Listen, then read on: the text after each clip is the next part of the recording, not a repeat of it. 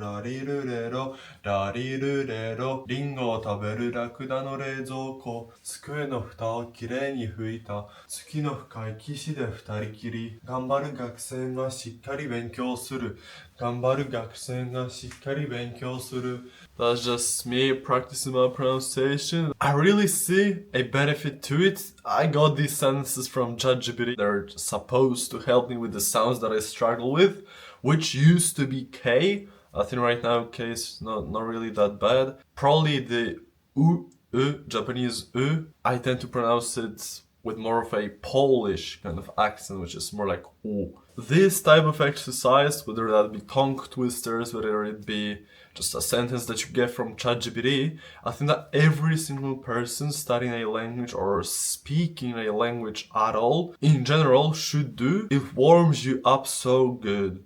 If you have a speech, if you make a YouTube video, even in English, in your native language, you probably slur over your words a little bit. Just a slight improvement. Like right now, I did it for just 2 minutes. My pronunciation in Japanese has improved so much.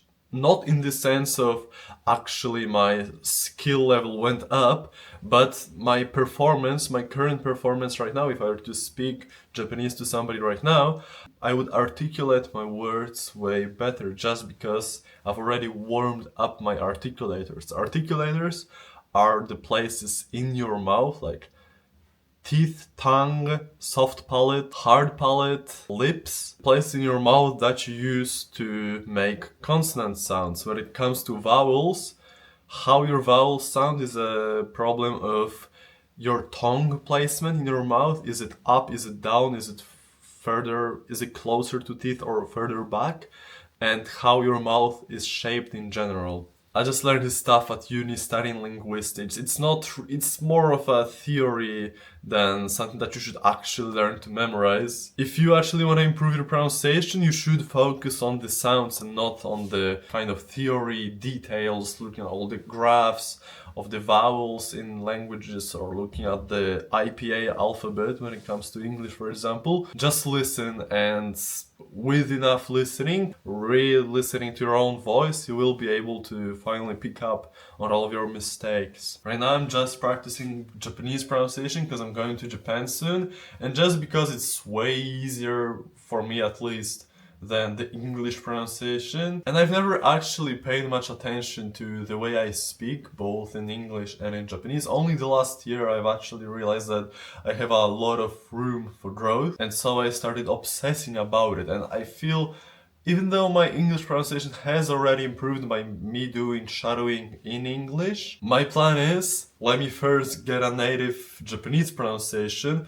realize that it's possible to actually change the way you speak by doing these exercises, and then do the same thing for English, which then will be way easier because I've already broken my limiting beliefs. And I wish I had done it way earlier on. Even if you don't care about how you sound, if for some reason you don't, improving the way that you speak early on, it's not just for speaking, it's more so for listening. Imagine your native language. If you hear a new word, you're able to memorize it immediately because it's familiar. It sounds familiar because it uses the same speech patterns. Imagine that for your third language. If you're learning Japanese, if you're learning Spanish, Korean, Chinese, if you're able to perfectly hear Chinese, how much easier would it be to learn? If you're able to hear Japanese perfectly, even in like fast native speech, somebody's learning over the words and saying stuff really fast, you'd be able to hear it perfectly, and that's so valuable. Every piece of content that you immerse in from that point, every single moment that you listen to Japanese from that point, you will learn so much more because you can hear everything. Right now it's time for me to do some shadowing. This is the main exercise that I do to actually improve my pronunciation significantly. And the way I do it is I have on my phone YouTube. My YouTube premium subscription just ran out, so I'll have to keep the app open as I shadow. But basically I just go on this channel. This is Ikemen Osaka Ben. The guy just makes videos like little short stories in the Kansai dialect, Speech slow at first, then natural talking speed. Intonation is really clear, the pitch accent, you can hear it very, very well. And I've just been using it all the time, and I feel like it's really just working. I'm acquiring the Kansai dialect pitch accent, as well as the general pronunciation of the Japanese language.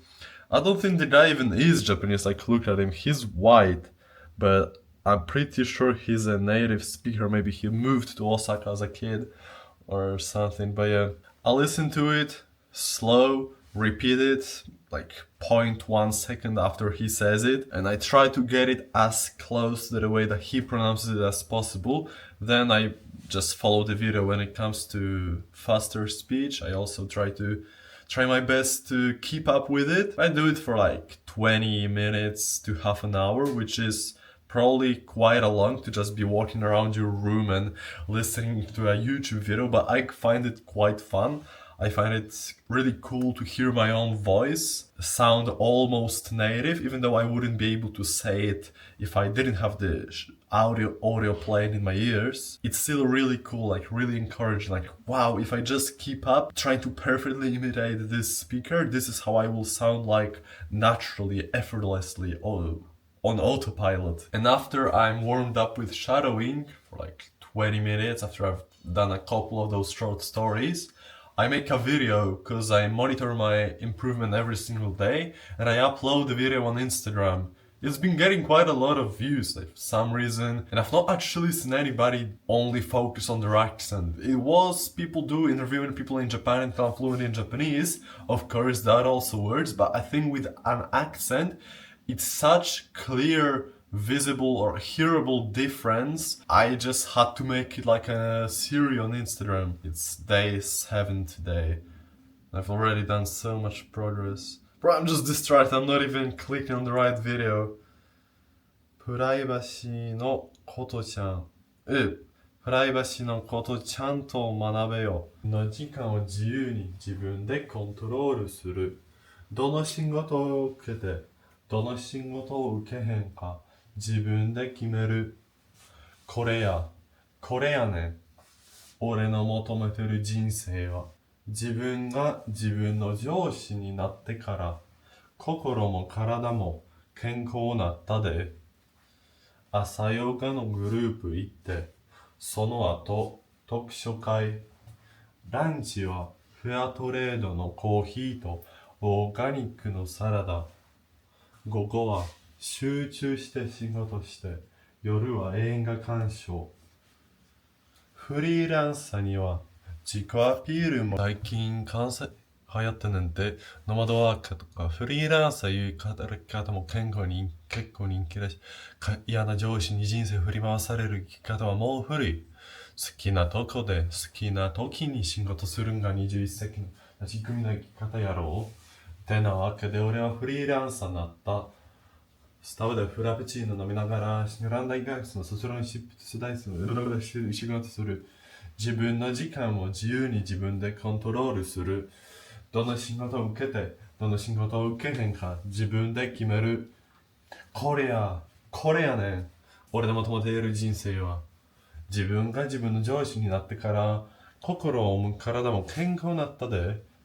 朝がのグループいて、その後読書会。ランチはフェアトレードのコーヒーとオーガニックのサラダ。午後は集中して仕事して、夜は映画鑑賞。Yep, and the video, I've just made the video for Instagram in the same exact position. So if you see, go on my Instagram, xvtomekku, and there's also a link in the description. You will find the video day 7. I was reading out, not reading out, but I was shadowing a story about how a dude inherited an okonomiyaki business, and apparently the reviews on the online website of the store were like super low. He wondered why that is the case, and apparently the owner, like his dad, was trying to rizz up the customers and just scamming them, charging crazy prices, and held them hostage when they complained. So it's like a fun little story. The channel is like super niche. It's got 2,000 subscribers, not even. 1990 subs. The videos are really good, but the thumbnail game, not so much. The packaging could be improved, and this is a shame for for a YouTuber. You have such a good video, put so much effort in, but just you might not have the natural graphic designing talent, and so the video doesn't turn out to be that good. But yeah. My throat really hurts right now. I've only just been doing shadowing right now. I've only just finished it. Oh, it took like half an hour to an hour. It took way longer than I expected it. But yeah, as I told you, it's like a lot of fun. And this is really, this and studying kanji recently is pretty much the only Japanese study that I really do on a daily basis, like consistently. I still do immerse, but recently not that much. Cause I just think like, oh yeah, if I have my kanji up, if I can read all the kanji, I know all the meanings using the RTK method, and if I have a perfect native pronunciation, all the immersion that I do after that, I can even read books because I won't damage my pronunciation because it's already perfect. All the immersion that I do after that will just be so much higher quality.